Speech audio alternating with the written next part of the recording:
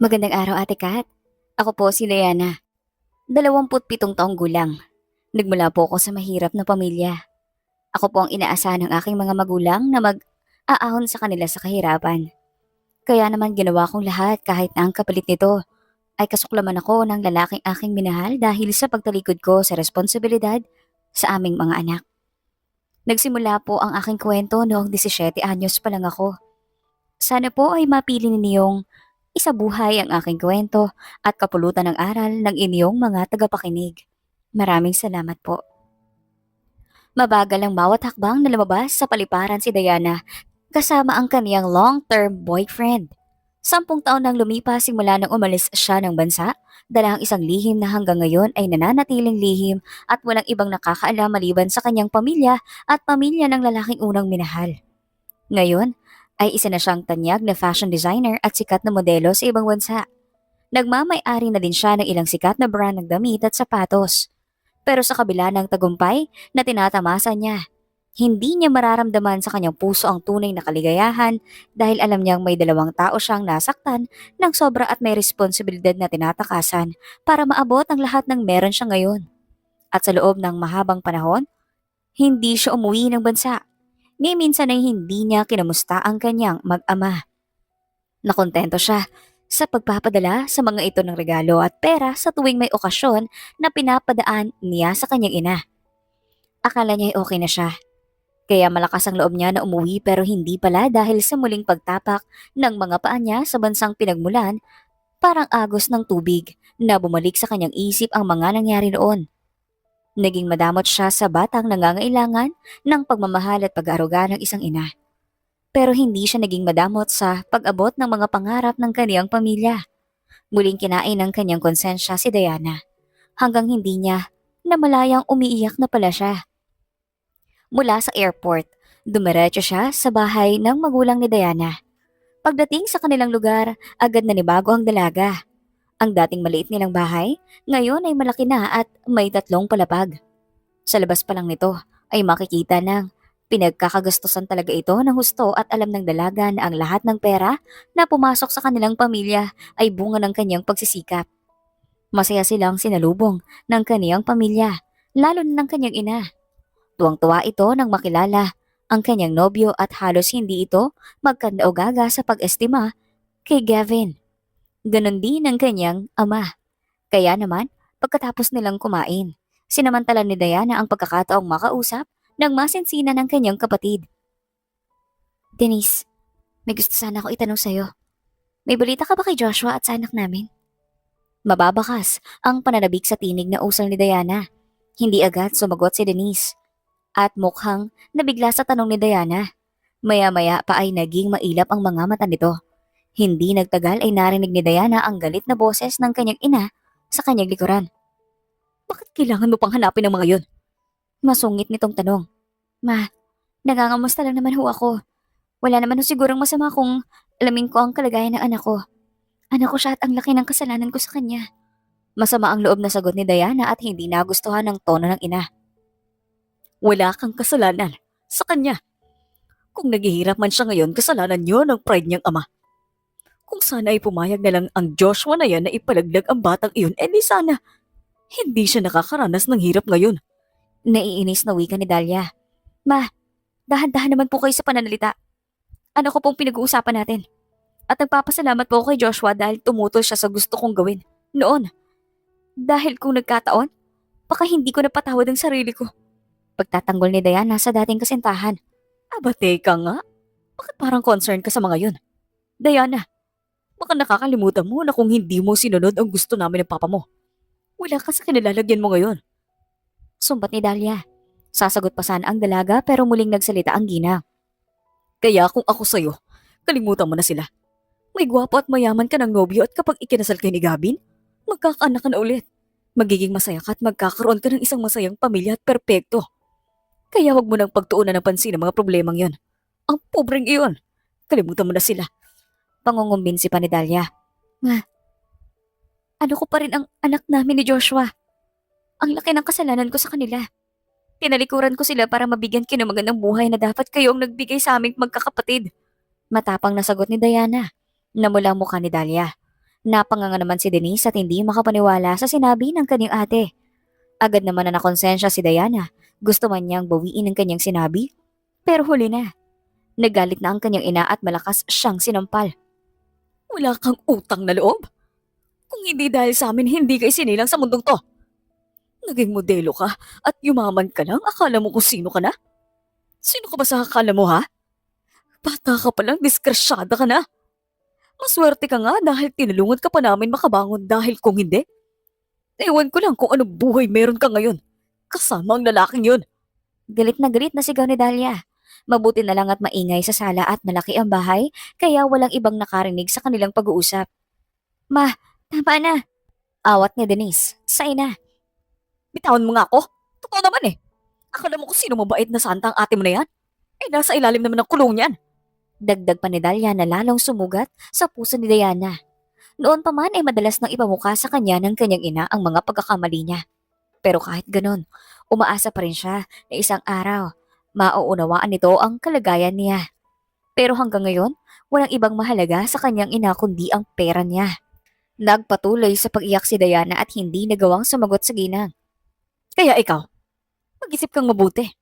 Maganda ng buhay nating lahat. Nakatira na kami sa malaki at maayos na bahay. Hindi na rin namin kailangan magtrabaho ng iyong mag-ama para may makain. Nakapagtapos na din ng sikat na paaralan ng mga kapatid mo. Kaya huwag mo na kaming ibabalik sa putik na pinanggalingan natin. Dahil kung hindi, malilintikan ka talaga sa akin. Huwag mo nang hahanapin pa ang bastardo mong anak dahil kapag nalaman ni Gabi ng tungkol sa kanya, sigurado akong iiwan kanya. Tonta! Duro pa ni Dahlia sa anak bago tuluyang umalis. Ate, sorry. Umiiyak na saan ni Denise at tsaka naawang niyakap si Diana. Ayos lang ako, sagot ni Diana at pilit pinatatag ang sarili. Pagkaway nagpaalam na siyang aakyat sa kanyang silid. Doon niya pinakawalan ng lahat ng bigat na nararamdaman. Umiyak siya na umiyak hanggang sa nakatulog siya. Magdidilim na ng paligid nang nagising si Diana. Inayos niya ang kanyang sarili bago lumabas ng silid. Naabutan niya si Gavin na naghihintay sa kanya sa ibaba ng hagdan. Mapula ang magkabilang pisngi nito, tanda na nakainom na ito. Uwi na tayo, wika ni Diana. Sige, mukhang nakatulog ka na. Sagot ni Gavin, matapos pasadahan ng mabilis na tingin ang kabuuan ng kasintahan. Oo, matabang niyang tugon. Maya-maya pa ay lumapit sa kanila ang mga magulang ni Diana. Oh, bakit bumaba ka na? Sana nagpahinga ka na lang muna. Bungad ni Dahlia sa anak at para bang walang namagitang away sa pagitan nila kanina. Alis na po kami. Malamig na sagot ni Diana. Ha? Bakit naman? Inihanda ko ang silid ni Gavin. Dito na kayo matulog. Pigil nito. Maga po ang flight namin ni Gavin bukas at masyadong hassle para sa kanya kung dito pa siya manggagaling. Sagot ni Diana. Yes, tita. Maga ako bukas para sa trip ko sa Bangkok. Sang-ayon ng binata. Ganun ba? O sige, sige, mag-iingat kayo. Malambing pang saad ni Dahlia. Habang paalis ng bahay kaagabi ni Gavin ang ama at ina ni Diana. Si Diana naman ay nasa likuran ng mga ito bago sumakay sa kotse. Nilapitan ni Dahlia ang anak. Ilagay mo dyan sa kokote mo lahat ng sinabi ko sa'yo. Huwag mong subukan ng pasensya ko. Mahina pero mariing banta nito. Marahang tumango si Diana. Mamuti kung ganyan. Lagi kang nakikinig sa akin para din naman yun sa magkakapatid ng ginagawa mo. Ani pa nito. Pagdating sa tapat ng bahay ni Diana na pinagawa niya 3 years ago, mahigpit siyang niyakap ni Gavin at siniil ng halik sa labi. Hindi siya pumalag at hinayaan lang ito. Hanggang nadarang na rin siya at mainit na tumugon sa halik ng kasintahan pero nang maramdaman niya ang paggapang ng kamay nito sa maselang parte ng kanyang katawan, malakas niya itong tinulak palayo. Gavin, ano ba? Nainis na saan ni Diana. Hindi sumagot si Gavin at muling niyakap ang nobya. Nang mga oras na iyon, mas naging agresibo pa ito. At pati na rin ang labi ni Gavin ay nagsimula ng gumapang sa mukha ni Diana. Pababa sa kanyang leeg, dahilan kaya nang ilabot siya ng gusto. Patuloy sa pagpupumigla si Diana pero kahit anong gawin niya ay hindi siya makawala sa binata. Gavin, ano ba? Bitawan mo nga ako! Galit na piksi ni Diana at saka malakas na tinulak ang dibdib ni Gavin. Ano bang problema? 7 years na tayo mag-on. At anytime pwede tayo magpakasalan. Hanggang ngayon ba, pakipot ka pa rin? Galit na bulalas ni Gavin. Hindi ako pakipot. Noon ko pang sinabi sa'yo na hindi pa ako handa. Katwiran ni Diana. Galit na hinilamos ni Gabi ng mga palad sa mukha bago humarap sa babae. For Pete's sake, Diana. Kailan ka pa magiging handa? Hindi na tayo mga bata. Alam mo bang matagal na ako naiinis sa kartehan mo? Nalilisik ang mga matang duro ni Gabing kay Diana. Hindi naman nag-iinarte si Diana, kaya ayaw niyang ibigay ang sarili dito. Ang totoo ay sinusubukan naman niya pero hindi talaga siya kaya dahil sa tuwing lumalalim ang halikan nila ni Gabin, ang mukha ni Joshua na dati niyang kasintahan ang nakikita at naiisip niya. Pero bukod pa doon, natatakot din siyang matuklasan ni Gabin na hindi na siya virgin tulad ng inaasahan nito. Dahil sa takot, hindi nakapagsalita si Diana. Nanginginig ang katawan na umiyak siya at isiniksik ang sarili sa gilid ng sasakyan. Si Gavin naman ay galit na iniwas sa mga mata sa kasintahan at tumingin sa labas ng bintana. Parehong natigilan ng dalawa nang makarinig sila ng katok sa bintana ng kotse. Mas lalong uminit ang ulo ni Gavin nang makita ang isang gusgusing bata sa labas at walang tigil sa pagkatok sa bintana ng sasakyan. Ano bang kailangan ng tarantadong to? Galit na bulalas ni Gavin. Bago tangkang lalabas pero pinigilan nito ni Diana. Ako na. Presenta niya nang makita ang kaawa-awang anyo ng bata. Madungis ito at marumi, nagdamit na basang-basa din ito ng ulan at nanginginig sa lamig. Policy may sarapan ko Kung hindi malilintikan sa kanyang gagong yan. Galit na utos ni Gavin. Hello, may kailangan ka ba? Mahinahong tanong ni Diana nang nakalapit na siya sa bata. Opo, sana. Pwede po ba humingi ng konting pagkain at barya? Pambili lang po ng gamot ng tatay ko may sakit. Umiiyak na sagot ng bata. Sige ba, pero teka lang. Basang-basa ka, baka ikaw naman ang magkasakit niya sa ginagawa mo. Kumain ka na ba? Nag-aalala ang tinig na tanong ni Diana. Hindi pa po. Hindi rin po ako nagugutom. Mas kailangan po ng tatay ko ang gamot at pagkain. Kanina pa po ako namamalimos pero wala po nabibigay sa akin dahil miyembro daw po ako ng sindikato. Pero hindi po totoo yun. Ginagawa ko po to para tulungan ng tatay ko. Umiiyak pang sumbong ng bata. Naaawa na hinaplos ni Diana ang ulo nito. Ganun ba? Hayaan mo, bibigyan kita ng pagkain at pera para sa tatay mo. Pero mas mabuti siguro kung magbihis ka muna at kumain para baka mapano ka pa sa daan. Sagot ng babae. Talaga po? Maraming salamat po. Namimilog ang mga matang saad ni Jade. Halika, pasok ka sa bahay ko. Paanyaya ni Diana. Bago iginiya ang paslit papasok sa gate ng kanyang bahay. Pero agad napalis ang ngiti sa mga labi ng bata matapos tingnan ang kanyang kabuuan. Pero madumi po ako. Naliliit sa sariling wika ng paslit. Okay lang, may mga damit pang bata sa loob ng paliguan at bibihisan kita. Sagot ni Diana bago muling kinuha ang kamay ng bata at inakay papasok. Pareho silang napapitlag nang bumisina si Gabin. Diana, anong ginagawa mo? Dumadagundong ang galit na boses na tanong nito. Mariing pumikit si Diana bago nilingon ng bata. Umuwi ka na muna. Alam ko mainit ang ulo mo ngayon at ayoko makipagtalo pa. Sa ibang araw na lang tayo mag-usap. May naong saad ni Diana. Hindi sumagot si Gavin pero galit itong tumalikod at bumalik sa kotse. Bago mabilis na pinaharurot ang sasakyan palayo. Napailing na lang si Diana sa inakto ng kasintahan. Tara na. Nakangiting baling niya sa paslit. Ayos lang po ba sa inyo? Galit pa yata yung asawa niyo. Komento ng paslit. Hindi ko pa siya asawa.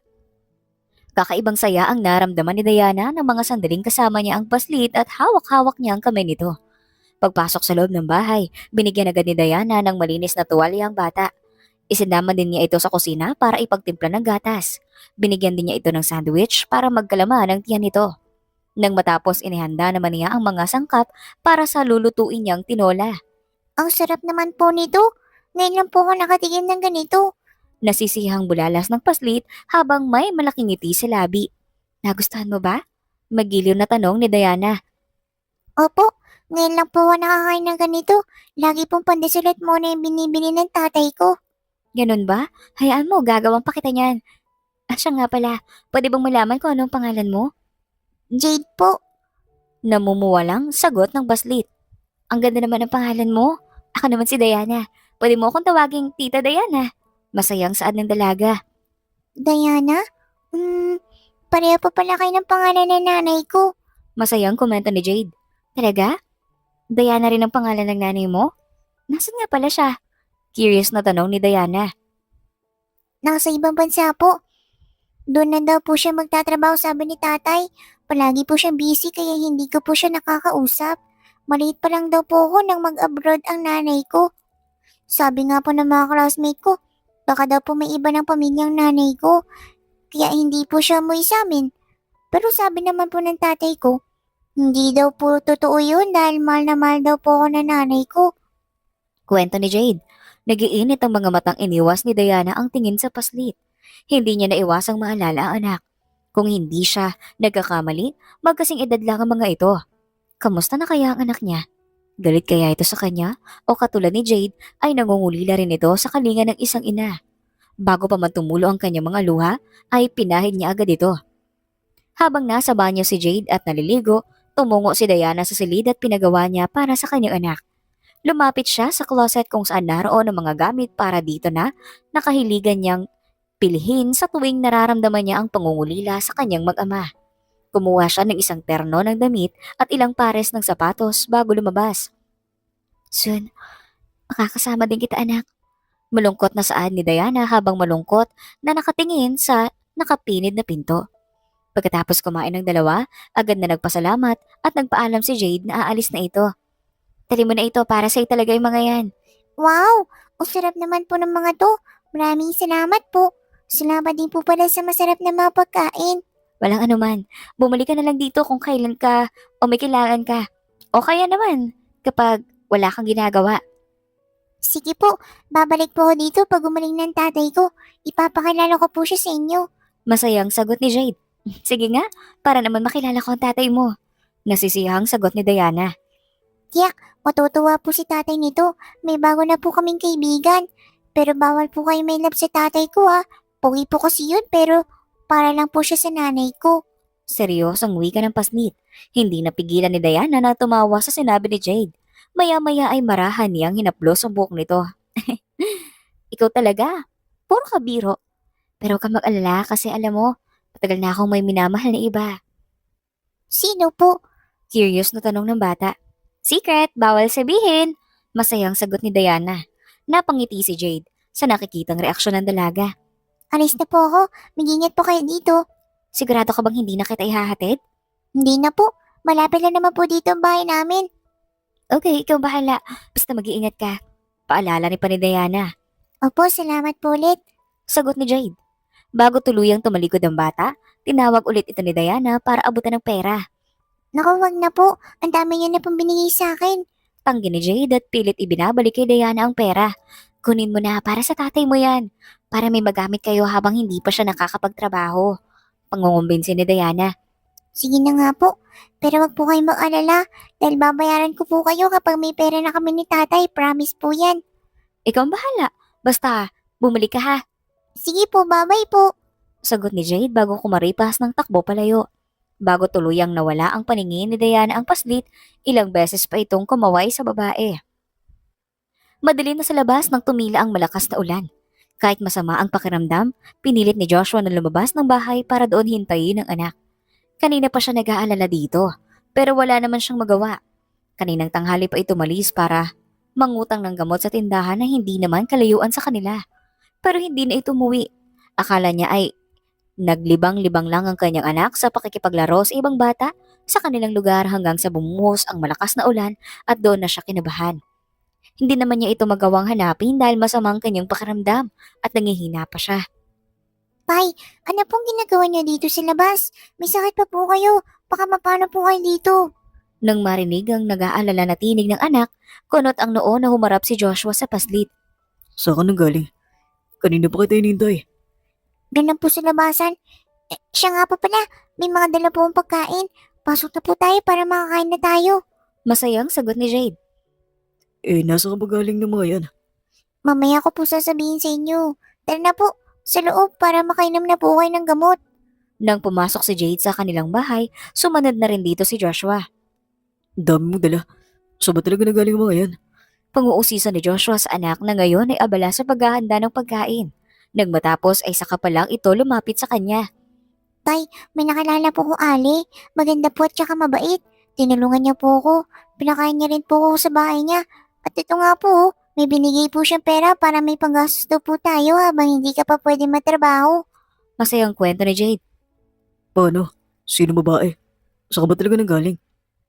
Sorry po tay, pero ayaw po kasi akong pautangan ni Aling Susan kaya napilitan po akong mamalimos.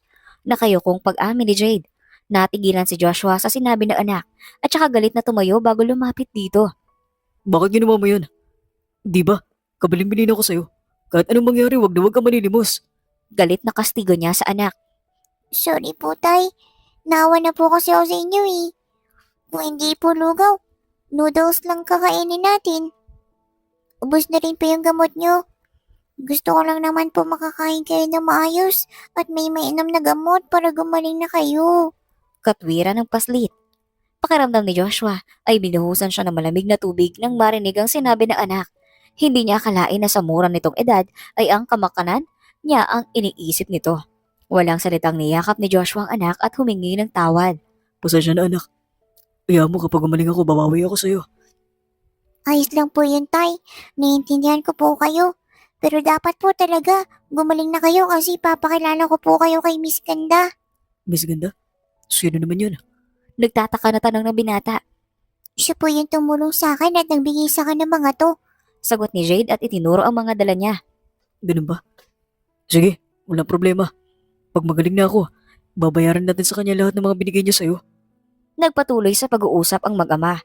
At walang ibang bukang bibig si Jade kundi ang babaeng tumulong sa kanya. Ilang araw ang lumipas nang tuluyan ng bumuti ang pakiramdam ni Joshua. Sumama siya sa kanyang anak para puntahan ang babaeng tumulong dito para magpasalamat. Tay, bagay pa ba sa akin ang suit ko? Tanong ni Jade bago umikot sa harapan ng ama. Suot ang isang terno ng pantalong maong at plain t-shirt na pinaresan niya ng rubber shoes at sombrero na pawang galing kay Diana. Oo naman anak, bagay na bagay. Nasisihang sagot ni Joshua. Salamat tay, tatay talaga kita. Pero alam mo tay, nagtataka lang ako bakit may damit pang bata sa bahay ni Miss Ganda eh. Wala naman ako nakitang bata doon. Nagtataka na wika ng paslit. Baka naman anak, sa mamangkin niya. Di mo lang nakita kasi sabi mo nga, malaki ang bahay nila. Sandaling nag-isip si Jade. Inilagay pa nito sa sentido ang isang daliri bago tumango.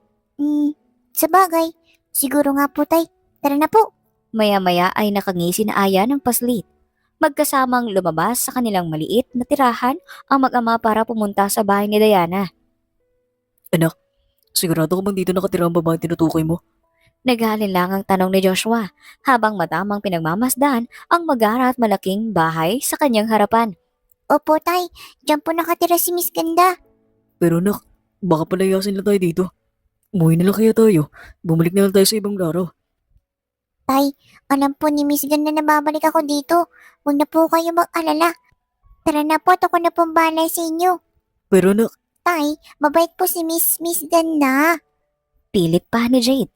Wala nang nagawa si Joshua kundi sumunod sa anak at lumapit ito sa gate at pinindot ang doorbell.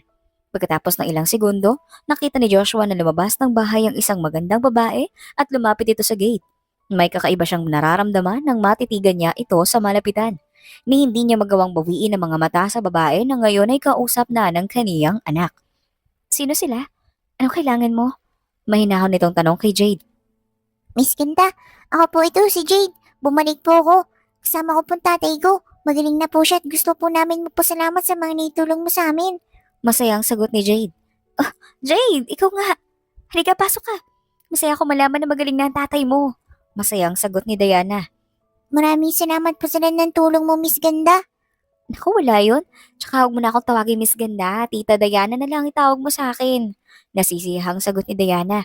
Sige po, Tita Diana. Siya nga po pala ang tatay ko. Tinuro ni Jade. Kay Joshua. Tumuwid ang tayo ni Joshua nang lumingon sa gawin niya si Diana.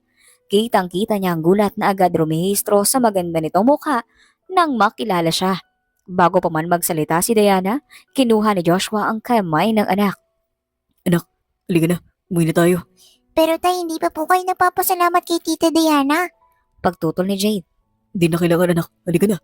Mabilis na, sagot ni Joshua at saka hinila ang anak palayo sa babae. Joshua, sandali! Habol ni Diana sa mag-ama. Bakit po nagmamadali ka na umuwi? Kilala niyo po ba si Tita Diana? Nang hindi na nakatiis, ay nagtatakang tanong ni Jade. Tsaka ko nalang ipapaliwanag sa'yo anak. Di mo pa ako naiintindihan ngayon. Halika na. Tay, sandali po. Pigil ni Jade sa ama. Nang tumigil ang dalawa, sinamantala ni Diana ang pagkakataon. Umiiyak siyang humarang sa daraanan ng mag-ama. Joshua, please. Mag-usap tayo. Bakit ngayon lang, Diana? Galit na sagot ng binata. Nahihiyang nagbaba ng tingin si Diana at walang mapauhap na sasabihin. Hindi naman natinag si Joshua at nanatiling matalim na nakatingin sa dating nobya. Huwag mo na akong guguluhin. Masaya na kami ng anak ko. Hindi ka na namin kailangan. Mabigat ang dibdib na wika ni Joshua. Tatalikod na sana ulit siya sa babae pero pinigilan siya nito. At saka walang pakundangang lumuhod sa kanyang harapan. Joshua, huwag mo gawin sa akin to. Pakiusap, huwag mong ipagkait sa akin ang anak ko. Nagpatuloy sa pag-iyak at pakikipag-usap si Diana pero pinagtawanan lang siya ni Joshua. Pagkuway matalim nitong tiningnan ng dating kasintahan. Naririnig mo bang sinasabi mo? Nakalimutan mo na ba? Kung paano mo inayawan at tinalikuran ng anak ko? Maya-maya ay sagot ni Joshua. Baka sa tinig nito ang lapis na sama ng loob. Umiling-iling si Diana. Kitang-kita sa mga mata nito ang labis na pagsisisi. Tumayo ka dyan, Diana. Kinalimutan mo kami. Sa mabang panahon. Mas mabuti pang kalimutan mo na kami ng tuluyan. Hindi sumagot si Diana. Puno ng pagsusumamo itong tumingin kay Joshua. Nang makitang wala ni katiting na awa para sa kanya ang binata, tumayo siya at saka lumapit sa paslit na ngayon nalilitong nagmamasid sa kanila. Si Jade, siya bang anak ko? Tanong ni Diana bago marahang sinapo ang magkawilang pisngi ng paslit. Magtigil ka, Diana. Huwag mo hawakan ang anak ko. Galit na saad ni Joshua bago malakas na tinabig ang kamay ng dalaga. Hindi alintana ni Diana ang ginawa ng binata. Nagpatuloy siya sa paglapit sa paslit. Siya bang anak ko? Sagutin mo ko. Siya ba? Tay, sino po anak na hinanap niya? Magkakilala po ba kayong dalawa? Nalilitong tanong ni Jade. Hindi ko alam kung anong sinasabi niya. Halika na, malis na tayo. Pero tay, kilala po kayo ni Tita Diana. Siya po ba yung totoo, nanay? Tanong ni Jade. Anak, halika na. Ang hihilahin ni Joshua si Jade pero nagmatigas ang bata. Tay, sabihin niyo po sa akin ng totoo. Si Tita Diana po ba nanay ko? Ulit na tanong ni Jade. Hindi nakasagot si Joshua. Ayaw na niyang dagdagan pa ang mga kasinungalingan na itinanim niya sa isip ng kanyang anak. Tay, Patawarin mo ko, anak. Ikaw nga ang anak ko. Ikaw si Jaren. Nalalaki ang mga matang saan ni Diana. Jaren Jade po ang pangalan ko. Umiiyak na muling lumuhod sa lupa si Diana at hindi malaman kung ano ang gagawin. Hindi niya akalain na kasama at nakaharap na pala niya ang kanyang anak. Lalapit sana si Jade sa ina para yakapin ito pero mabilis siyang binuhat ni Joshua at pinasan sa balikat. Umiiyak na nagpumigla si Jade pero hindi siya pinagbigyan ng ama na ngayon ay mabilis na naglalakad palayo kay Diana. Joshua, ang anak ko! Ibigay mo sa akin ang anak ko! Umiiyak na habol ni Diana. Tay, ibaba niyo po ako. Gusto ko po makasama si nanay. Pakiusap ni Jade habang pilit kumakawala sa kama. Nay! Sigaw ng paslit at pilit inaabot ang ina. Nang makita ni Joshua ang paparating na taxi, nagmamadali niya itong pinara at sapilitang isinakay ang anak. Tay, si nanay gusto ko siya makausap. Ipalit niyo po mo kay nanay. Hindi sumagot si Joshua hanggang nakauwi sila sa bahay. Patawarin mo kung inilayo kita sa nanay mo. Natatakot ako na baka kunin ka niya sa akin. Pero hindi ko kakayanin kung pati ikaw mawala sa akin. Anak, ikaw lang, meron ako. Pagdating sa kanilang bahay ay paliwanag ni Joshua sa paslit. Pero tay, gusto ko din po makasama si nanay. Gusto ko po itanong sa kanya kung bakit hindi na siya umuwi sa atin. Tsaka bakit may iba na siya nobyo. Gusto ko po malaman kung hindi na po ba niya tayo mahal. Sumisinghot-singhot na sagot ni Jade. Anak, bata ka pa para maintindihan ng lahat. Patawarin mo ko, anak. Pero natatakot akong kunin ka sa akin ng nanay mo. Nakita mo naman, di ba? Mayaman na siya. Maayos ang buhay niya kaysa sa akin kaya kayang-kaya niyang ibigay sa'yo lahat. Hindi ko kakayanin pag ginawa ka niya sa akin. Umiiyak na ring sagot ni Joshua. Tay, kahit anong mangyari, hindi po kita iiwan. Kahit mahirap lang po tayo, basta masaya po ako nakasama ko kayo. Pero mas magiging masaya po ako kung pati si nanay kasama ko. Sagot ni Jade bago umiiyak na yumakap sa ama. Sorry anak, ayaw mo. Kapag ayaw ko na makita ang nanay mo, ako mismo ang maghahatid ako sa'yo sa bahay niya. Salamat po, Tay. Naintindihan ko po kayo. Alam ko po hindi madali sa'yo lahat. Lalo pa may iba na po si nanay. Marahang hinaplos ni Joshua ang mukha ng anak bago gumanti ng yakap. Salamat din anak. Ayaw mo, dahil simula ngayon magsisikap na akong ibigay sa'yo ang mga bagay na kailangan mo.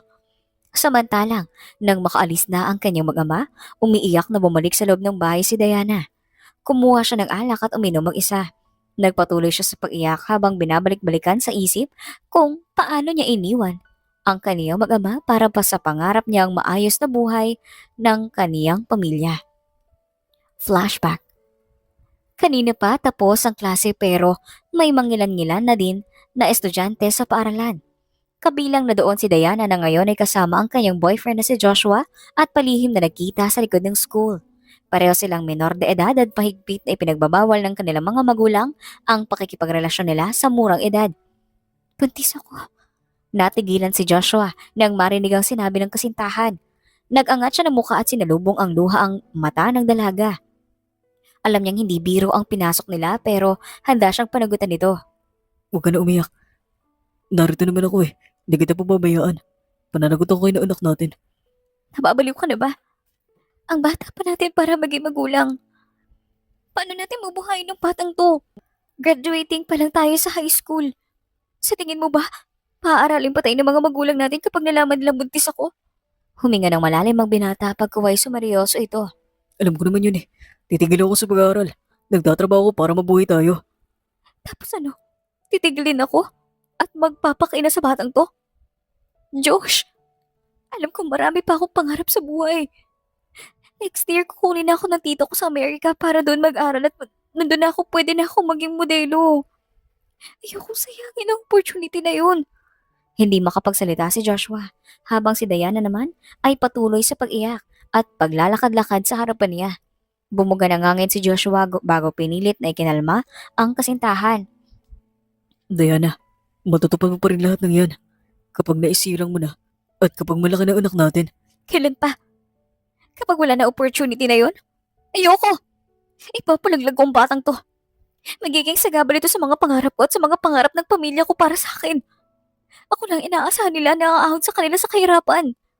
Walang humpay sa pag-iyak na saan ni Diana. Dahil sa sinabi nito, pakiramdam ni Joshua ay nandilim ang kanyang paningin at inaisang hakbang niya ang kinaroroonan ni Diana at galit na hinaklit ito sa braso. Anong sinabi mo? Ulitin mo sinabi mo. Galit na utos ni Joshua. Ipapalaglag ko ang batang to. Hindi pa ako handang maging ina. Matapang na sagot ni Diana. Huwag na huwag mong gagawin yan sa anak ko. Huwag na huwag mong gagawin yan kung ayaw mong isumbong kita sa mga pulis. Mas masisira ang buhay mo pag nakakulong ka.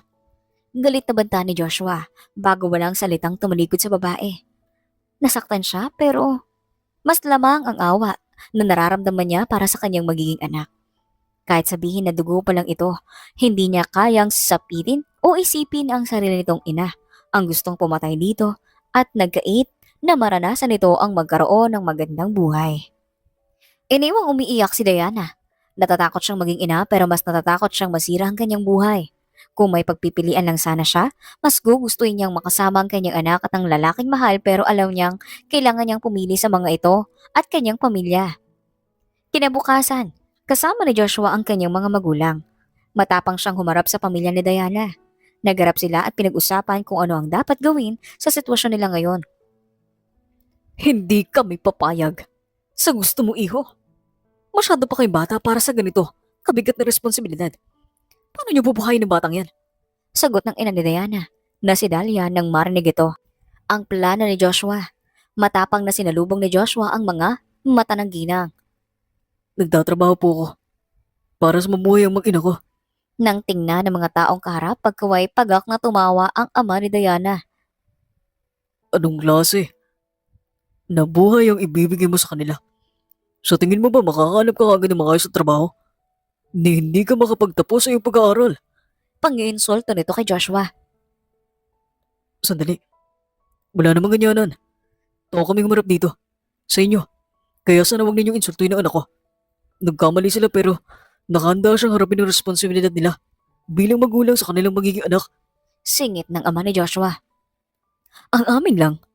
Masyado pa silang bata para sa gustong mangyari ng anak ninyo. Bilang magulang, ayoko masira ang buhay ng anak ko dahil pinili niya ang anak mo. Paliwanag ni Diana. Kung ganun, hindi ko po ipipilit ang sarili ko sa inyo. Basta huwag niyo sasaktan ng anak ko. Dahil kung hindi, sa kulungan kayo pupulutin. Galit na sagot ni Joshua. Nagkakaisang tumingin sa kanyang lahat, ganon din si Diana. Umiiyak ito at kitang-kita ni Joshua ang sakit na dumaan sa mukha ng kasintahan na nagtama ang kanilang mga mata. Pagkatapos magkasundo na isisilang ni Diana ang kanilang anak at ibibigay ito kay Joshua. Umalis na sila sa bahay ng mga ito. Hindi na sila binigyan ng mga magulang ng dalaga ng pagkakataong mag-usap ng sarilinan. Ay, grabe din ang babaeng yun, anak. Mas pinili ka niya ang kanyang pamilya kaysa sa inyo ng inyong anak. Nainis na komento ng ina ni Joshua. Iyan na lang natin siya. Basta huwag na lang gagalawin ng anak ko. Tumango naman ang ginang. Ang ama ni Joshua, na kanina pa tahimik, ay lumapit sa kanya at marahan siyang tinapik sa balikat. Huwag ka mag-alala. Dahil nandito lang kami ng mama mo. Susuportahan ka namin. Aalagaan at mamahalin namin ang anak mo. Maraming salamat po sa inyo. Sa kabila ng kakulangan, nararamdaman ay nakangiting wika ni Joshua. Lumipas ang mga araw, buwan, at tuluyan nang nawala ng komunikasyon ng isa't isa, si Diana at si Joshua. Nagalit sa kanyang mga magulang ni Diana kaya ginawa ng mga ito ang lahat para hindi siya makalapit sa babae. Kahit sa mga check-up nito ay hindi siya binigyan ng pagkakataong samahan nito. Kaya ang kanyang ina ang nagdadala sa mga ito ng mga kailangan ni Diana sa pagbubuntis. Habang siya ay ipinagpapatuloy ang kanyang pag-aaral. Isang araw, nakatanggap ng tawag ang kanyang ina. Isinilang na daw ni Diana ang kanyang anak. Dali-dali silang pumunta sa ospital kung saan naroon ang mga ito. Sa labas ng ospital ay naabutan nila ang mga magulang ni Diana. Inaasikaso ng mga ito ang paglabas ng dalaga sa ospital saka lang naman nalaman ni Joshua na noong nakarang araw pa pala ito ng anak. Sinadya ng mga magulang nitong huwag agad iyong sabihin sa kanya para hindi sila magkaroon ng pagkakataong magkasama. Habang ang mga magulang niya ay kausap ang mga magulang ni Diana, si Joshua naman ay nagmamadaling nagtungo sa silid kung nasaan ang kanyang mag-ina. Habang palapit siya ng palapit sa silid, pakiramdam ni Joshua ay nakatatak siya o nakatapak siya sa alapaap. Labis ang pananabik na nararamdaman niya na makita ang kaniyang anak. Pagbukas niya ng pinto, nagtama agad ang mga mata nila ni Diana at kitang-kita ni Joshua ang kalungkutang bumalot sa maganda nitong mukha. Parang piniga ang puso ni Joshua ng mga sandaling iyon. Hindi niya inaasahan na hanggang sa mga oras na isinilang nito ang kanilang anak ay pagsisisi pa rin ang nararamdaman nito. Binawi ni Joshua ang kanyang paningin at saka lumapit sa kanyang anak na nasa kama at naglalarong mag-isa. Anak, nandito na ang tatay. Hindi kita pababayaan. Basag ang tinig na saan ni Joshua. Mabilis niyang tinuyo ang kanyang mga mata na nagsisimula ng mabasa ng luha. Kinuha niya ang sanggol at dinala sa kanyang dibdib. Ang bigat na nararamdaman niya ay naglaho ng lumapat sa kanyang balat ang mainit na katawan ng sanggol. At nararamdaman din niya ang malakas na pintig ng puso nito. Alagaan mo siya ng mabuti. Ibigay mo sa kanya ang pagmamahal na hindi ko kayang ibigay bilang nanay niya. Umiiyak na saan ni Diana habang nakatingin sa sanggol. Hindi sumagot si Joshua at hinayaan si Diana lumapit sa kanya. Kinuha nito sa kanyang bisig ang sanggol at may yakap habang may luha sa mga mata. I'm sorry, baby. Mahal na mahal kita pero hindi pa handa si nanay. Pero pangako, babalikan ko kayo. Pakiramdam ni Joshua ay kinurot ang kanyang puso sa narinig. Naawa siya sa babae dahil kitang-kita niya sa mga mata nito na mahal din ito ang kanilang anak. Diana, di pa huli ang lahat. Kung nagbagong isip mo, handa pa rin akong tanggapin ka. Magsimula ulit tayo. Sandaling tumahimik si Diana at tila nag-iisip pero maya-maya lang ay umiiyak itong umiling. Sa makalawa na yung flight ko. Patungo sa Amerika. Mabigat ang dibdib na tugon ng babae. Napanganga si Joshua. Hindi niya inaasahan ganon kabilis ang pag-alis nito. Talagang pinagandaan ng pamilya nito ang mga mangyayari. Magsasalita pa sana si Joshua pero muling bumukas ang pinto at pumasok ang nakababatang kapatid ni Diana. Ate, uwi na daw tayo sabi ni Mama. Tawag nito sa kapatid. Malungkot na tumango si Diana sa kapatid. Pakaramdam ni Joshua ay sinaksak siya ng matalim na puniyal sa dibdib ng mga sandaling iyon. Hindi niya akalain na masasaktan pa rin siya ngayong tuluyan na silang magkakalayo kahit pa nga matagal na niyang alam na ang bagay na iyon. Hindi niya inaasahan na ganito pala kasakit ang nararamdaman niya. Bumalik sa realidad ang binata at nang sinauli ni Diana sa kanyang sanggol. Salamat sa lahat-lahat. Mahal na mahal ko kayo. Niyakap ng mahigpit ni Diana si Joshua. Hindi mapigilan ng binata ang mapaluha ng mga oras na iyon. Kitang-kita sa mukha ni Diana ang sakit at pangungulila. Gusto man niyang yakapin ito pabalik ay hindi niya magawa dahil buhat niya ang kaniyang anak. Walang nagawa si Joshua kundi namnamin ng mga sandaling yakap siya ng kasintahan. Hanggang sa kumalas ito sa pagkakayakap sa kanya at umiiyak na lumabas ng silid. Tumakbo ito at hindi na muling lumingon sa kanilang mag-ama. Ilang minuto ang nakalipas simula nang umalis si Diana, saka palang nag-sink in sa isip ni Joshua ang lahat. Wala na talagang pag-asa na mabuo sila dahil tuluyan na silang iniwan ng babae. Hindi na malaya ni Joshua na umiiyak na pala siya. Natauhan na lang siya ng umingit ang sanggol at parang sinasabing, ayos lang ang lahat. Salamat, Diana. Nanatiling nakatitig ang malaanghel o sa malaanghel na mukha ng sanggol ang luhaang mga mata ni Joshua. End of flashback. Ang tanga ko! Ang tanga-tanga ko! Paano ko nagawang talikuran ang sarili kong anak? Umiiyak na tanong ni Diana sa sarili. Malakas niyang sigaw. Bago ibinato sa pader ang hawak na bote na may lamang alak.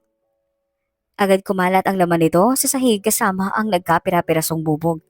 Sinapon ni Diana ang palad ng mukha na bago nangihina na umupo sa sahig. Sana pwede ko ibalik sa dating lahat. Sana hindi ko kayo iniwan. Dapat pinaglaban ko kayo. Panaghoy pa niya. Nasa ganong tagpo si Diana nang dumating si Gavin. Agad nangunot ang noon nito nang makita ang itsura ng kasintahan. Ano nangyari sa'yo? Nag-aalala na tanong ni Gavin. Nagmamadali naman na pinunas ni Diana ang kanyang luha at inayos ang sarili bago nagmamadaling tumayo. Wala. Uminom lang ako ng konti pero nabitawan ko yung bote kaya nabasag. Pagsisinungaling niya. Uminom ka ng ganito kaaga? Nagsabi ka nga sa akin may problema ka ba? Simula nang dumating tayo dito, napapansin ko na nagbabago ng kilos mo. May bumabagabag ba sa'yo? Pag-uusisa pa ni Gavin. Wala, ayos lang ako. Pagkakailan ng babae. Nang araw din ngayon, pinapahanap ni Diana si Joshua at Jane. Hindi naman siya nahirapan dahil mabilis itong natonto ng kanyang tauhan. Mabuti na lang at umalis din agad si Gavin dahil sobrang busy nito. Kaya kinabukasan ay pinuntahan agad ni Diana ang address kung nasaan ang kanyang mag-ama. Anong ginagawa mo dito? Galit na bungad ni Joshua. Joshua, alam ko malaki ang kasalanan ko sa'yo at sa anak natin. Kaya narito ko ngayon para humingi ng tawad at kung hindi mo mamasamain, gusto kong bumawi sa inyong dalawa. Naiiyak na sagot ni Diana. Bakit ka pa bumalik, Diana? Bakit mo pa kami hinanap? Dahil ang tagal kong nagulila sa inyo. Noong una akala ko kaya ko pero habang tumatagal hindi ko na kaya. Gusto ko na kayo makita at makasama. 10 taon, Diana. 10 taon na. Hindi ka nagpaparamdam sa amin. Nangako ko na babalik ka. Pero hindi mo nagawa. Umasa ako. Hinintay kita. Akala ko mabubuo na tayo bilang pamilya pero maraming taon nang lumipas at kahit anino mo, hindi ko nakita. Sorry. Akala ko galit ka sa akin. Natakot ako na isumbot mo sa akin ang mga kasalanan ko kaya hindi ako umuwi. Binuhos ko ang oras at atensyon ko sa trabaho para matupad lahat ng pangarap ng mga magulang ko at ngayong successful na ako. Gusto ko na bumawi sa inyo at harapin ang obligasyon na dapat ay noon ko pa ginawa. Marahas na hinaplos ni Joshua ang kanyang palad sa mukha bago tumayo at naglakad sa harapan ni Diana. Mas minahal mo pang pamilya mo kaysa sa anak natin. Alam mo ba nung malagay sa panganib ang buhay ng anak ko? Naglumuhod akong lumapit sa mga magulang mo para humingi ng tulong. Pero pinagtabuyan nila ako at pinamukha sa akin na isang pagkakamali ng binuhay kong anak ko. Walang wala ako nun, Diana. Dahil ang negosyo namin ay binenta ko nang nagkasakit ang mga magulang ko hanggang sa binawian ng buhay. Kaya nung nagkasakit si Jade, takot na takot ako dahil baka katulad siya ng mga magulang ko. Napilitan ako ibenta ang bahay at lupa na natitira ng ari-arian ng pamilya ko para lang ipagamot ang anak ko. Samantalang ikaw, kayo ng mga magulang mo, asensado na sa buhay habang kami mag-ama, naghihirap at hindi malaman kung paano makakasurvive sa bawat araw. Nasasaktan na saad ni Joshua. I'm sorry. Wala akong alam. Hindi ko alam. Pero maniwala ka. Maraming beses kong sinubukang kumustahin kayo ng mga magulang ko. Humahagulgol na sagot ni Diana. Awang-awa siya sa sinapit ng kanyang ama. Hindi niya inaasahan na ganun pala kabigat ang naranasan ni Joshua sa nakalipas na mga taon. Tapos ngayon bumalik ka at nagpakita sa amin na parang walang nangyari. Kuyumang mga kamay na patotsyada ni Joshua. Narito ako para bumawi sa inyo. Kung gusto mo, tutulungan kita para makapagsimula ulit. Nagpatuloy sa pag-uusap ang dalawa hanggang sa dumating si Jade galing sa paaralan. Tay, nandito na po ako. Sa labas ng bahay ay sigaw nito. Tay? Nay? Gulat, nabulalas ng paslit nang makita si Diana sa kanilang munting sala. Ako nga anak, hinanap ko kay na tatay mo. Kumusta ang pag-aaral mo? Sagot ni Diana bago masayang sinalubong ang bata. Mayos naman po, Nay. Masaya po ako dahil nakasundo na po kayo ni tatay. Masayang saad ni Jade. Hindi ka ba galit sa nanay? Tanong ni Diana bago lumuhod para pumantay sa anak. Hindi po. Wala naman pong dahilan para magalit ako sa inyo. Ipinaliwanag na po sa akin ni tatay lahat. Sagot ng paslit. Umiiyak na sa tuwa na niyakap ni Diana ang anak bago masayang tumingin kay Joshua. Tumango naman ang huli. Saan po tayo pupunta? Pagkatapos magbihis ay tanong ni Jade. Kakain tayo sa labas anak. Nakangiting sagot ni Diana. Wow, talaga po. Pero Nay, baka po magalit sa inyo ang boyfriend nyo. Naghalin lang ang saan ni Jade. Naku, hindi. Wala siya dito ngayon. Isa pa, pwede bang wag natin siya pag-usapan? Mas gusto ko kasi ibuhos ang atensyon ko sa inyo ng tatay mo. Sige po, tara na po. Masayang aya ni Jade at nauna nang lumabas. Sa isang mamahaling restaurant, dinala ni Diana ang dalawa. Alam mo, Nay, ngayon pa lang ako nakapasok dito. Habang naghihintay ng kanilang order ay saan ni Jade. Nahihiyang tumikim si Joshua para sana patahimikin ang anak. Ako din naman anak. Pero sabi nila, masarap daw mga pagkain dito. Sagot ni Diana na ngayon lang din kakain sa naturang resto. Talaga po? Pero masarap din po magluto si tatay. Kaya pag nakapagtapos na po ako ng pag-aaral, magtatrabaho po ako mabuti at mag-iipon para masimulan po ni tatay ang pangarap niyang sariling restaurant. Masayang pagkikwento ni Jade. Napangiti naman si Diana sa narinig. Noong sila pa ni Joshua, pangarap na nilang magkaroon ng sariling restaurant. May-ari kasi ng restaurant ng mga magulang ng binata at isa pa'y pangarap nito ang magkaroon ng sariling negosyo. Nang iserve ng mga crew ang kanilang pagkain, nabaling doon ang atensyon ni Jade, kaya nagkaroon ng pagkakataon si Diana at Joshua para mag-usap. Bakit hindi mo ituloy ang pangarap mo na magkaroon ng sariling restaurant? Wala pa akong kapital. Natira kasi pera sa pinagbentahan ko ng bahay. Ng mga magulang ko, binili ko naman ng bahay na siyang tinutuloy namin mag-ama ngayon. Joshua, kung hindi mo mamasamain, gusto ko sanang tumulong sa'yo.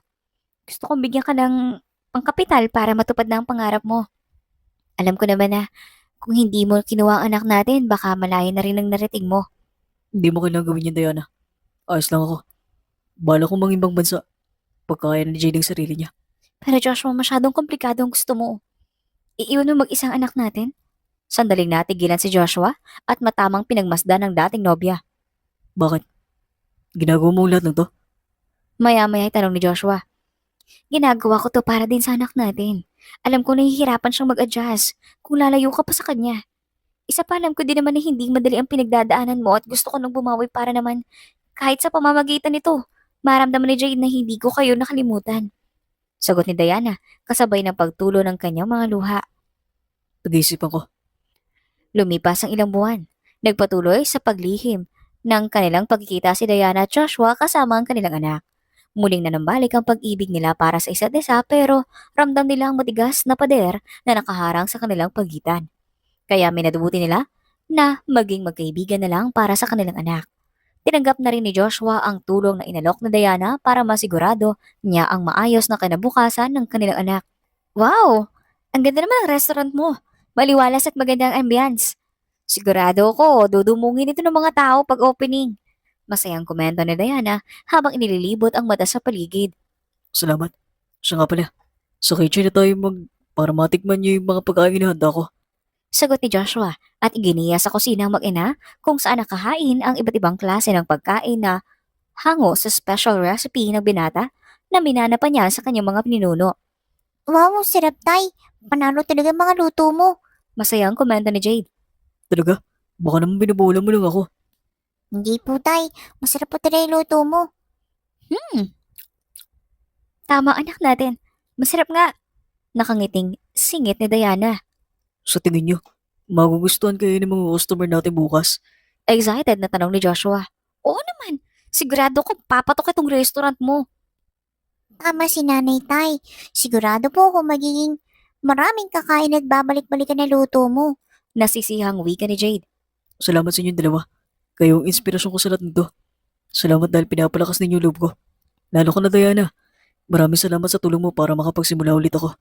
Emosyonal na saan ni Joshua. Walang anuman. Masaya ako na kahit hindi na tayo tulad ng dati. Isa sa mga pangarap natin ang tinupad mo. Naiiyak ring sagot ni Diana. O sige na. Kain pa kayo. Enjoy your foods guys. Bago pa man tuluyang pumatak ang kanyang mga luha ay masayang saad ni Joshua. Malalim ng gabi nag-ihati ni Diana ang mag-ama sa bahay ng mga ito. Nauna nang bumaba sa sasakyan si Jade at pumasok sa loob. Naiwan si Joshua at si Diana sa sasakyan. Matagal nilang pinakiramdaman ng isa't isa nang hindi na natiis ni Joshua ang katahimikan sa pagitan nila. Kinuha niya isang kamay ni Diana at dinala ito sa kanyang dibdib o sa labi at pinataka ng maliit na halik. Salamat. Sorry kung nagalit ako sa'yo. Hindi ko lang matanggap nung una na kinalimutan mo kami ng anak natin. Pero ngayon, kasama ka na namin at ginagawa mo lahat para bumawi. Lahat ng galit ko sa'yo, naglaho. Diana, mahal pa rin kita. Pag-amin ni Joshua, gustong bawiin ni Diana ang kanyang kamay sa binata pero hindi niya magawa dahil may kung anong pumipigil sa kanya para gawin iyon. Hindi mo na dapat ako mahalin. Nasasaktang tugon ni Diana. Bakit? Dahil ba sa kanya? Tukoy ni Joshua kay Gavin. Siya ang gusto ng mga magulang ko para sa akin. Diana, matanda na tayo para sa sarili ko. Sariling pag-iisip. May sarili ka na rin pag-iisip. Pwede mo gawin ang lahat na gusto mo. Besides, binigay mo na sa mga magulang mo ang buhay na gusto nila.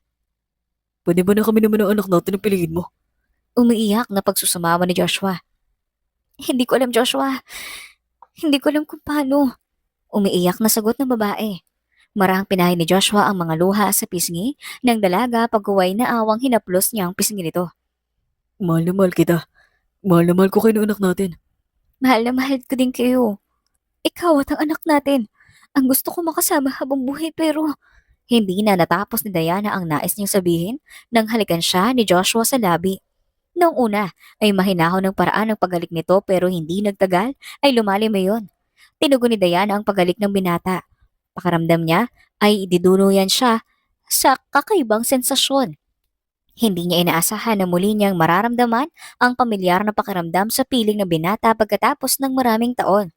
Bago man tuluyang makalimot, tinapos ni Joshua ang kanilang halikan. Idinikit niya ang kanyang noo sa noo ng dalaga. Nakanda kami maghintay ng anak natin kung kailan handa ka nagpapasukin kami sa buhay mo. Hindi sumagot si Diana. Mariin niya ang kinagat ang kanyang mga labi para pigilan ang pagpatak ng kaniyang mga luha. Kung sana ay ganun lang kadali ang lahat, walang duda na ang mag-ama niya ang pipiliin niya pero alam niyang maraming masasaktan kapag pinili niyang mga ito. Katulad ng inaasahan ni Diana, pumatok sa masa ang pagkaing inihanda ni Joshua sa kanyang restaurant kaya naman agad itong nakilala. Isang gabi, inaya ni Gavin si Diana para kumain sa labas. Pumayag naman ng dalaga at sumama sa kasintahan. Balak na rin niyang tapusin ang kanilang relasyon pero hindi niya inaasahan na sa restaurant ni Joshua siya nito dadalhin. Nagulat pa ang dalaga nang makitang naroon din ang kanyang mga magulang at kapatid. Bago pa man siya makapagtanong, lumuhod na sa kanyang harapan si Gavin hawak ang isang singsing. Will you marry me? Kabadong tanong ni Gavin. Hindi nakasagot si Diana. Hindi niya alam kung anong gagawin sa mga sandaling iyon. Lalo pa siyang natilihan nang makita niya ang malungkot na muka ni Joshua. Habang pinapanood sila, Diana, kabadong tawag ni Gavin sa dalaga. Nalilitong, ibinalik ni Diana ang pansin sa kasintahan. Ayaw niyang masaktan si Joshua pero ayaw din niyang mapahiya si Gavin lalo pa at marami ang nanonood sa kanila. Yes, yes, nauutal na sagot ni Diana. Masayang sinuot ni Gavin ang singsing sa daliri ng dalaga, kasabay ng malakas na tilian at palakpakan ng mga tao sa paligid. thank you. Sabi ko na nga ba, hindi mo ko ipapaya. Masayang bulalas ni Gavin bago niyakap ang dalaga. Pasimpleng, tumingin si Diana sa gawi kung saan siya o kung saan niya nakita kanina si Joshua pero wala na ito doon. Kabi-kabi lang pagbati mula sa kanyang pamilya at kaibigan ang natanggap ni Diana. Malalim ng gabi pero hindi pa rin siya nakatulog. Naglalaro sa kanyang isipan ang malungkot na mukha ni Joshua at dahil doon kaya labis siyang nasasaktan. Kinabukasan kahit kulang sa tulog, sinikat ni Diana pumunta sa bahay ni Gavin. Hi, di ka tumawag na pumunta ka. Don't tell me na miss mo agad ako. Salubong ni Gavin sa dalaga. Um, Gavin, pwede ba tayo mag-usap? May kailangan kasi akong sabihin at aminin sa'yo. Sure, pasok ka. Sagot ng binata bago nilakihan ang bukas ng pinto. Kevin, I'm sorry kung naglihim ako sa'yo. Ang totoo niyan, may anak ako sa pagkadalaga. Kabadong pag-amin ni Diana. Natigilan si Gavin at halatang nagulat sa narinig. I'm sorry. Matatanggap ko kung hindi mo ako mapapatawad. Pero ayoko na kasi lokohin ka. Lumapit si Gavin. Sa kasintahan at marahan itong hinawakan sa magkabilang balikat. Diana, tanggap ko. Kahit ano bang nakaraan mo. Gusto ko lang malaman na ikaw mahal mo pa ba ako. Gavin. Tanging usal ni Diana at hindi na niya napigilan ang pagpatak ng kanyang luha. Nasasaktang umiling si Gavin bago binitawan ng babae at saka mariing pumigit. Ang lalaki ba sa restaurant ang dahilan? Nasasaktan itong tanong. Nalaki ang mga matang huminto sa pag-iyak si Diana at tumingin kay Gavin. Alam mo na? Hindi ako tanga, Diana. Nakita ko kung paano kayo magtitigan. At nakita ko sa mga tingin ninyo. Sa tingin mo, sa kanya na mahal mo siya. Bagay na kahit minsan hindi ko naramdaman sa'yo. Nasasaktang tugon ni Gavin. I'm sorry. Hindi ko sinasadya. Hagulgol na babae. Huwag ka na umiyak. Naintindihan kita. Hindi ako galit sa'yo. Kahit paano masaya ako dahil naging honest ka sa akin. Sana maging masaya kayo. Totoo ba to? Pinapalaya mo ko? Hindi makapaniwala ang tanong ni Diana. Sunod-sunod namang tumango si Gavin. Salamat. Maraming salamat sa iyo. Umiiyak na saan ni Diana bago mahigpit na niyakap ang binata. Sa loob ng mahabang panahon, ngayon lang niya nararamdaman ang magandang pakiramdam. Para siyang nakawala sa hawla ng mga oras na iyon. Pagkatapos na pag-uusap ni Gavin at Diana, dumiretso si Diana sa restaurant ni Joshua pero wala ito doon. Kaya naman naisipan niyang dumaan sa supermarket para mag-grocery nang dadalhin niya sa anak. Nay? Masayang bulalas ni Jade nang makita ang ina. Hello anak, ang tatay mo nasaan? Nasisilid po siya, ayaw po niya lumabas, hindi pa nga po siya kumakain. Malungkot na sagot ni Jade. Ganun ba? Pupuntahan ko muna siya. May magdala din pala ako para sa'yo. Paalam ni Diana bago masayang inabot sa anak ang supot na dala niya.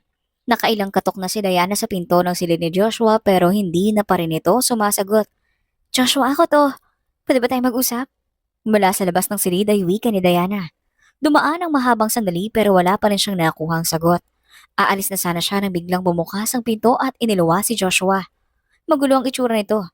Ni hindi pa rin ito nakapagpalit ng kasuotan. Suot pa rin ito ang damit na suot nito kagabi. Ano nangyari sa'yo? Naglasing ka ba? Tanong ni Diana nang makita ang bote ng alak na hawak ni Joshua. Ano pang ginagawa mo dito? Balik nitong tanong. Ano bang klaseng tanong yan?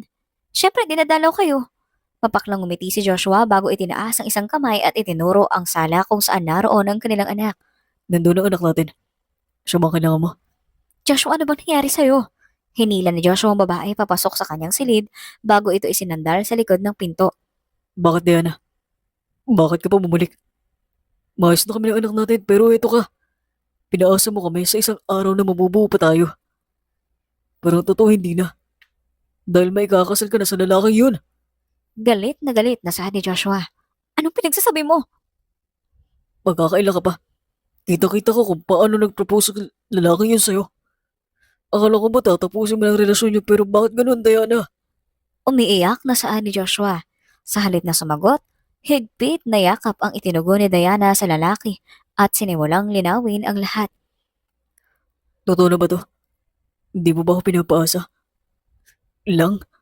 Hindi makapaniwalang bulalas ni Joshua. Totoo na to.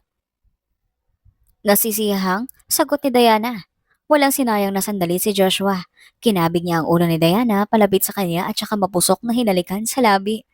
Ngayon, nakikipag-iwalay ka na sa kanya. Pwede bang ako naman na mag-propose sa'yo? Parang batang tanong ni Joshua bago dinampot ang box ng singsing na nasa mesa. Pagkuha itinanggal nito ang singsing na suot ng babae. Diana, handa ka namang magpakasal sa akin. Madamdaming tanong ni Joshua. Oo naman. Nakahanda akong makasalan ka. O magpakasal sa'yo. Kahit saang simbahan at kahit kailan. Umiiyak sa tuwang sagot ni Diana. Wala namang pagsidla ng tuwa ng puso ni Joshua ng mga sandaling iyon.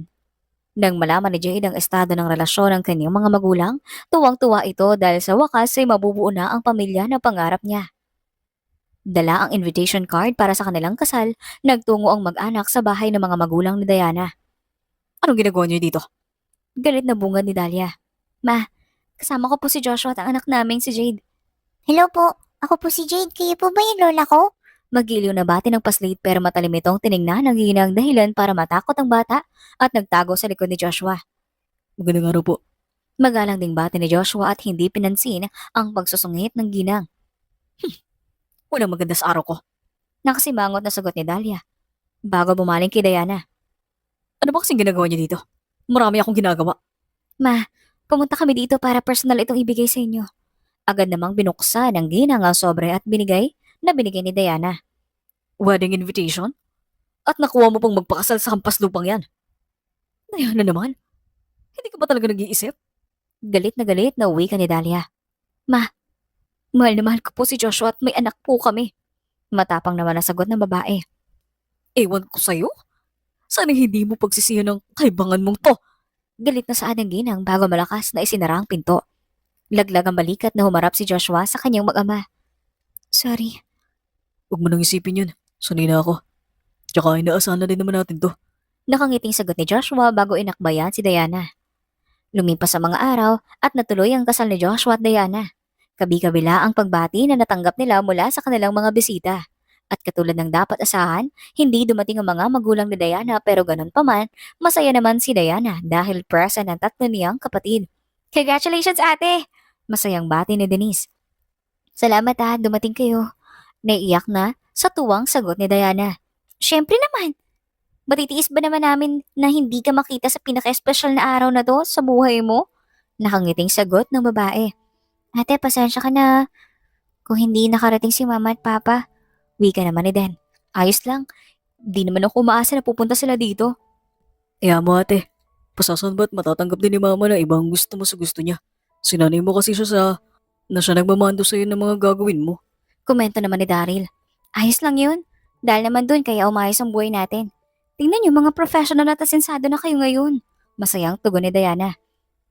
Salamat ate Utang namin sa'yo yung tagumpay namin. Siyempre hindi lang sa'yo, pati na rin sa pamangkin namin na siyang nakompromiso sa lahat. Sagad o saad naman ni Denise. Naku. Nabuti pa kumain na kayo. Bago pa tayo mag-iyakan dito. Natatawang taboy ni Diana sa mga kapatid. Habang sama-sama silang kumakain, marahang siniko ni Joshua ang dalawa at itinuro ang bulwagan kung saan pumapasok ang kanyang mga magulang. Ate, puntahan mo na. Masayang bulong ni Denise. Hindi pa man tumatayo si Diana ay lumapit na sa kanyang ama. Congratulations anak. Pasensya na kayo na ang late kami. Kinumbinsi ko pa ang nanay niyo. Nahihiya eh. Kumakamot sa ulong saan ng matandang lalaki bago tumingin kay Joshua. Ayos lang po. Masaya kami na nakarating kayo. Salamat. Alagaan mo anak ko ha. Ingatan mo sila mag-ina. Sorry sa mga ginawa namin sa'yo. Hinging paumanhin ng matandang lalaki. Naintindihan ko po kayo. At matagal ko na po kayo pinatawad. Sagot naman ni Joshua. Nagpatuloy ang kanilang masayang kwentuhan bago pa natapos ang araw na yon. Tuluyan nang nagkapatawaran si Diana at ang kanyang ina. Ganon din si Joshua. Tuluyan nang ibinigay ng mga ito ang kanilang blessing para sa kanilang masayang pagsasama. Hanggang ngayon, hindi ako makapaniwala na kasal na tayo. At tayo pa rin sa uli. Habang nagkatabing nakahiga sa malaki nilang kama ay saan ni Joshua. Ako rin, hindi ko inaasahan na hihintayin mo ko ng ganong katagal. Imagine, ang babata pa natin noon, magkahiwalay tayo. Iba kasi yung nagagawa ng pag-ibig. Kahit walang kasiguraduhan na babalik ka. Hinintay kita para na rin sa anak natin. Kaya ngayon, pangako, babawi ako sa inyo ng anak natin. Susulitin ko ang bawat araw na kasama ko kayo. Dapat lang. 10 taon yatang walang kinikilalang inang anak natin. Ako naman, wala kang ibang minahal kundi ikaw. At ikaw lang mamahalin ko habang buhay. Ang corny mo. Nakangiwing saan ni Diana bago marahang sinig ko ang asawa. Ganoon naman talaga. Nagiging corny ang isang tao kapag nagmamahal siya ng totoo. Tumatawang sagot nito bago masayang kiniliti ang asawa. Ang unang gabi nila bilang mag-asawa, napuno sila ng matamis na salita at pangako sa isa't isa. Tumigil sa pagmamodelo si Diana at piniling manatili na lang sa bansa. Ipinagpatuloy niya ang iba niyang negosyo habang si Joshua naman ay mas pinagbutihan pa ang pangangasiwa sa kanyang restaurant na ngayon ay mayroon ng 3 branch sa mga karatig lugar. Kahit abala sa kanilang negosyo, sinika pa rin ng dalawa na ibigay ang kanilang buong atensyon at pagmamahal sa kanilang anak na siyang naging matibay na pundasyon ng kanilang pagsasama. May mga bagay na kung minsan kailangan nating bitawan para hanapin ang totoong kaligayahan. Pero wag nating kalimutan na kung gusto nating maging masaya, dapat puso ang ating inuuna. Hanggang dito na lang at sana ay nagustuhan ninyo ang aking kwento.